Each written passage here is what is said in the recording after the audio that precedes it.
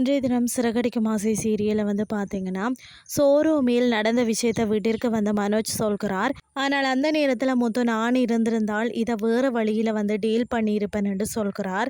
இன்னொரு பக்கம் கிறிஸ் மீனாவை பார்த்து பேசுகிறார்.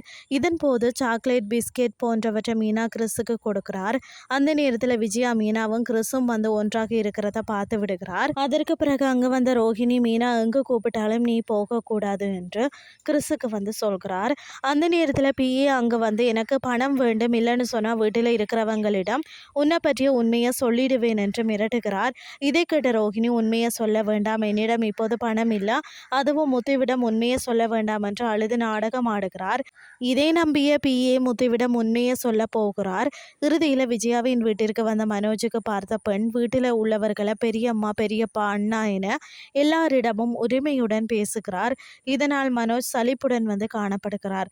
இதுதான் இன்றைய நாளுக்கான எபிசோட். அடுத்த எபிசோட்ல என்ன நடக்க போகுதுன்னு சொல்லி பொறுத்திருந்து பார்க்கலாம்.